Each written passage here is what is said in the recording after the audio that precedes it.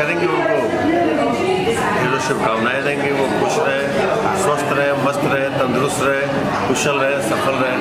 और सर आयुषी जी अभी मुझे पता चला आयुषी जी एक्ट्रेस नहीं, अभी वो प्रोड्यूसर में आने वाली है और वो प्रोड्यूस करने फिल्म बनाने वाली है, क्या कहें? तो अच्छा है, प्रोड्यूस करना तो सबको चाहिए। सिनेमा इंडस्ट्री अभी जिस तरह से बड़ी होती चली जा रही है तो प्रोड्यूसर सर लगाना बहुत ज़रूरी होता है। डर बनने में बहुत बेनिफिट नहीं होता है, सर बनने में बेनिफिट। और वो एक रेस्पेक्टेड जगह पे जा रही है, उस पोस्ट की अपनी गरिमा होती है, उस गरिमा को वो और गौरवान्वित करें, यही दुआ करता हूँ। और सर एक ग्रीन सिनेमा अवार्ड हुआ जहाँ पे आपको डेविड डायरेक्टर, आप पहला डायरेक्टर है जो एक फर्स्ट टाइम डायरेक्टर में आपको सुपर हिट हुआ, आपको अवार्ड मिला। सर आप क्या कहना चाहेंगे उसके बारे में? देखिए, अवार्ड पुरस्कार के तौर पे मुझे दिया गया, तो पुरस्कार अच्छा हो, बुरा हो, सच्चा हो, झूठा हो, उसका सम्मान करना चाहिए जो मैंने किया। लेकिन अगर अवार्ड की बात होती तो शायद वहाँ पे अवार्ड नहीं था, वो नए नए वो लोग कोशिश कर रहे हैं और जो भी किया अच्छा ही किया। तो मैं डेब्यू डायरेक्टर होकर के वो अवार्ड लेकर के हैप्पी हो जाऊँ। जो जेन्युइन अवार्ड होना चाहिए वो होने में वक्त लगता है। दुनिया में कोई भी अवार्ड जेन्युइन नहीं होता पूरी तरह से, लेकिन अंशतः भी थोड़ा सा अंश में बढ़ोतरी होती रहनी चाहिए। तो आने वाले वक्त में अंश में बढ़ोतरी हो जाएगी। फिलहाल उन्होंने कोशिश तो की, उस कोशिश को सलाम करता हूँ। थोड़ा चूक हो जाए, थोड़ा कुशल हो जाए, थोड़ा मंगल हो जाए, लेकिन उनकी कोशिश को सर्वमान्य है और सल्यूट करता हूँ। और उन्होंने मुझे अवार्ड दिया इसके लिए। सर आपने पहले आपको जाना था भोजपुरी का विलेन, अब विलेन से आपका एक चेहरा अब बदल रहा है, विलेन से आपका चेहरा पूरा का पूरा अलग कर रहे हैं, तो इसका कारण क्या है? राइटर में आ रहे हैं, डायरेक्टर में आ रहे हैं, मतलब ये पहले भी किसी ने अलग नहीं किया, आपने किया खुद को? मैंने खुद को अलग किया। इसका कारण क्या है? मैं इंडस्ट्री को बदलने के पीछे नहीं पड़ा हूँ, मैं खुद को बदल रहा हूँ। क्योंकि बदलाव पहले मुझ में होनी चाहिए। मैं दूसरे से, पूरी इंडस्ट्री से 10 लोगों से क्यों उम्मीद करूं कि बदले? मैं खुद से उम्मीद कर सकता हूं कि मैं बदलूं। एक अभिनेता के तौर पे विलेन रहा तो विलेन में क्या एक्सपेरिमेंट किया, कितना खुश हूं, कितना नाखुश हूं। चरित्र अभिनेता बना, वहाँ कितना खुश रहा, कितना नाखुश रहा। राइटर डायरेक्टर बना, कितना खुश रहा, कितना नाखुश रहा। हम एक कला की दुनिया में, और कला का संपूर्ण विकास सिनेमा में आके होता है। तो इस सिनेमा की दुनिया से बड़ी दुनिया कोई नहीं है। तो मैं सिनेमा का आदमी हूँ, मैं केवल विलेन नहीं हूँ, मैं केवल कैरेक्टर एक्टर नहीं हूँ, मैं केवल राइटर नहीं हूँ, मैं केवल डायरेक्टर नहीं हूँ, मैं सिनेमा का पर्सन हूँ। मैं सिनेमा एक ऐसी विधा है, उसका एक अंग हूँ। तो मैं अपने आप को बांटता नहीं हूँ। मैं अभी भी जानता हूँ कि मैं सिनेमा कर रहा हूँ, चाहे मेरे करने के माध्यम कुछ भी हो, लेकिन कर सिनेमा रहा हूँ। सर आप पहले भी राइटिंग करते थे, आप बहुत एजुकेटेड है, बहुत सारे आपका टैलेंट है, लेकिन आप विलेन से पहले भी ये काम कर सकते थे, लेकिन दैट टाइम आपने क्यों नहीं सोचा? देखिए, कुछ भी करने के लिए खुद को मजबूत करना पड़ता है। अगर हम मजबूत नहीं रहेंगे तो हम अपनी सोच को मजबूती नहीं दे सकते। तो पहले मैंने खुद को मजबूत करने की कोशिश की, मुझे लगा कि थोड़ी बहुत मजबूती आ गई है, तो अपनी सोच को सामने ला करके उसकी मजबूती लोगों को दिखाने की कोशिश की। तो यही है, पहले करते तो वो चीज़ें आई गई हो जाती। आज किया तो उसका एक व्याख्यान हुआ, उसकी चर्चा हुई, लोगों ने बोला कि एक अभिनेता ने सिनेमा बनाया है, उसमें थोड़ा कुछ खूबी है, थोड़ी खामियां हैं। तो ये सब सोच जब तक हम बड़ी नहीं बना सकते हैं, जब तक कि खुद को बड़ा नहीं बनाएंगे। सर एक सवाल है जो कठिन भी हो सकता है आपके लिए, लेकिन मेरा सवाल है कि भोजपुरी इंडस्ट्री में अगर कोई प्रयास कर रहा है, किसी को आगे कर रहा है, कोई अवार्ड कर रहा है, लेकिन कोई बहुत सारे लोग सोशल मीडिया में जाके उनका बदनाम करता है, बहुत सारे लोग, लेकिन वो कंट्रोवर्सी में आप नहीं पढ़ते हो, आपका सोशल मीडिया में कोई आता नहीं है, लेकिन ये जो बड़े लोग करते हैं, ये क्यों करते हैं? आपने ये जो सवाल किया ना, इसके जवाब जो भी आयोजक हैं अवार्ड फंक्शन के, उसके आयोजक से पूछिए। मैंने अपनी ज़िंदगी में जब से भोजपुरी में अवार्ड की शुरुआत हुई, एक अवार्ड से 10 अवार्ड हो गए। हर साल हो रहे हैं, लेकिन मैंने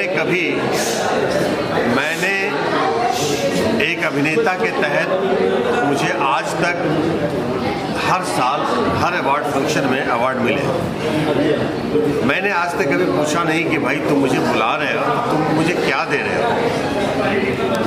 इवन मैं अवार्ड फंक्शन को होस्ट भी किया।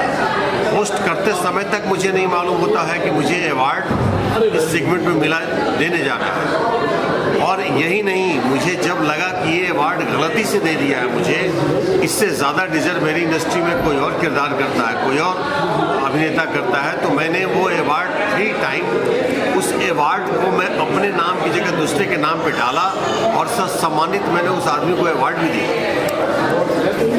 तो मेरे में ये अवार्ड पा करके एक मोमेंटो रख करके घर में रखने की अब जगह भी नहीं है। मसला हमारे लिए वो मोमेंटो घर में ले जाने की नहीं है। मसला ये है कि हम जो अवार्ड मुझे दिया जा रहा है, जो पुरस्कार दिया जा रहा है, उसके लायक मेरी आत्मा मुझे कबूल करती है कि नहीं। मेरी आत्मा कबूल नहीं करती है तो वे अवार्ड मुझे किसी भी सूरत में दो, मेरे लिए कोई मायने नहीं रखता है। मैं एक वस्तु रह जाता है और उसको हम किधर भी कोने में फेंक दें। वो मेरे लिए वो गरिमा नहीं देता है। उसको देख करके मुझे अंदर से वो अनुभूति नहीं होती है कि यार मैंने तो कुछ किया ही नहीं, इसने गधे ने दे दिया। तो वो नहीं होना चाहिए। अमूमन होता क्या है, मैंने इसलिए बोला कि आयोजक से आप बात करें। आप बड़ा सीरियस गंभीर प्रश्न आपने कर दिया, तो मैं बता दूं, आयोजक खुद बोलते हैं प्रायोजक को। प्रायोजक मीन्स के प्रोड्यूसर हो गए, कोई अभिनेता हो गए, कोई अभिनेत्री हो गए। प्रायोजक के तरीके अलग हैं। कोई पैसे से प्रायोजक बनता है, कोई वहाँ अपनी उपस्थिति दिखा के प्रायोजक बनता है, कोई अपने स्टारडम को लेकर के वहाँ पे एक प्रायोजक का कार्य करता है। तो आयोजक खुद प्रायोजक से ये बोलते हैं कि भैया मैं आपको ये अवार्ड दूंगा, मुझे इतना चाहिए, या फिर भैया मैं आपको ये अवार्ड दूंगा, ये अवार्ड दूंगा, आप वहाँ पे आ जाइए, भैया मैं ये अवार्ड दूंगा, आप हमें हमारी अपनी एक जो स्टारडम को लेकर के हमारे साथ खड़े रहिए। तो आयोजक खुद सौदेबाजी पे उतरते हैं। तो क्या करेगा वो जो प्रायोजक है, जिसकी वजह से आपका वो व्यवसाय बढ़ता है, तो उसको क्या करेंगे? एक आयोजक की गलती है।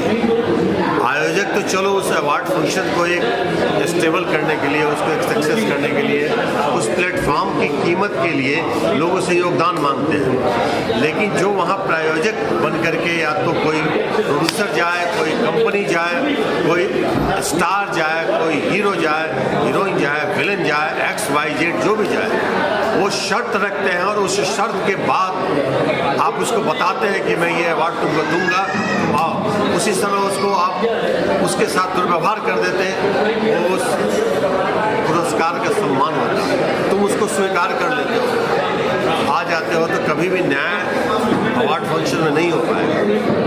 सर इसमें एक सवाल है, अगर अवधेश जी को बड़ा है और पुराना है इंडस्ट्री में, आपके सामने बहुत हीरोइन बने, बहुत हीरो आए, बहुत हीरो सुपरस्टार बने, बहुत हीरो गए, लेकिन अगर कोई अवार्ड फंक्शन में अगर अवधेश जी को नहीं बुलाया तो आप क्या सोशल मीडिया में उस अवार्ड फंक्शन को बदनामी करोगे?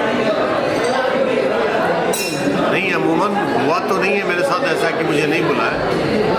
अगर एक आध बार हुआ भी होगा तो मैंने कभी उस आयोजक की बुराई नहीं की, उस आयोजक की कोशिश को सलाम किया कि इसने कोशिश तो की। अरे पहला कदम बढ़ाया है, दूसरा कदम इससे मजबूती के साथ बढ़ाएगा, तीसरा कदम और मजबूती के साथ बढ़ाएगा। लेकिन इस विचारधारा से अलग रहना पड़ेगा उनको कि हम फंडिंग के लिए लोगों की शर्तों को माने नहीं। एक तो हम कमजोर लोग होते हैं जो शर्त रखते हैं कि भाई मैं तुम्हें इतना पैसे दे रहा हूँ, तो मुझे क्या क्या दे रहा है बता दो। तो जब हम जान ही गए कि हमें वो दिया जा रहा है तो पुरस्कार नहीं हुआ, वो पुरस्कार नहीं हुआ, एक वस्तु हो गया, उस वस्तु को लेकर के हम बैठ गए। तो हम पुरस्कार का एक अलग ही व्याख्यान होता है। आज दादा साहब फाल्के रियल दादा साहब फाल्के की बात कह रहा हूँ। जो दादा साहब फाल्के 20 बनते हैं उसकी बात नहीं कह रहा, मैं रियल दादा साहब फाल्के की बात कह रहा हूँ कि उस दादा साहब फाल्के की गरिमा है और वो गरिमावान लोगों को ही दिया जाता है। नेशनल अवार्ड की अपनी एक गरिमा है, ऑस्कर अवार्ड की अपनी एक गरिमा है। तो वो इतने गरिमावान तभी बने हैं जब उन्होंने छोटी छोटी व्यावसायिक खुशियों के लिए बड़ी बड़ी चीज़ों की कुर्बानी दी हो। हम छोटी छोटी खुशियों के लिए, व्यावसायिक खुशियों के लिए हम कॉम्प्रोमाइज़ करते हैं तो वहाँ हम अपने उस पुरस्कार को गरिमावान बना ही नहीं पाएंगे। और वजह यही है कि भोजपुरी में एक आध ऐसा थोड़ा बहुत कुछ हद तक गरिमावान अवार्ड समारोह है, बाकी सब एक सम्मान, एक मोमेंट को देने का सम्मान समारोह है, जहाँ क्राउड इकट्ठा होता है और बंदरमाट हो जाता है कि भैया तुम ले लो, तुम ले लो, तुम ले लो, तुम ले लो, तुम। तो वहाँ जिसको जेन्युइन पुरस्कार मिलता भी है ना, उसकी भी जेन्युइनिटी रहने नहीं जाती, वो भी लगता है कि मेरे साथ कोई बेईमानी है और हम इसको लेकर के बेईमानी कर रहे हैं। अवधि जी जाते थे, मैं आपका जो ये लिबास है इसका कारण सर, इसका पूरा आपको एक्सप्लेन देना पड़ेगा। आज का लिबास का कोई कारण नहीं होता है। जहाँ हम थर्ड जोन में आते हैं हम उसको अपना लिबास बनाते हैं। हम जहाँ कंफर्ट ही नहीं है जिस लिबास को पहनते हैं, लिबास हमारे शरीर को ढकने का एक वस्त्र है। उस वस्त्र को हम जैसा रूप सज्जा दे दें तो हमारे लिए रूप सज्जा मुझे थोड़ा आसानी देता है, कंफर्ट रहता हूँ। और मुझे भी लगता है कि मैं अब उम्र के साथ साथ जो मेरे में बदलाव आ रहा है, उस बदलाव के साथ ये लिबास मुझे फुलफिल करता है, इसलिए पहनता हूँ। तो सर आपके एक लास्ट जो पूछना चाहिए, जो भी पत्रकार पूछते हैं कि आपका सर आने वाले दर्शक आपको किस रूप से देखेंगे, आने वाले आपका क्या प्रोजेक्ट है, क्या रूप होगा आपका? अलग अलग रूप होता है, किस रूप में देखेंगे मैं नहीं जानता हूँ, वो तो ईश्वर बताएगा। लेकिन मैं ईश्वर से ये मांगता हूँ कि मैं खुद को उस रूप में देखूं जिस रूप में आज तक नहीं देख पाया हूं खुद को। और मुझे अब तक लगता है कि मैंने कोई रूप गढ़ा ही नहीं, अब तो गढ़ने की बारी आई है। अभी तो शुरुआत है, आगे देखें क्या होता है। Thank you.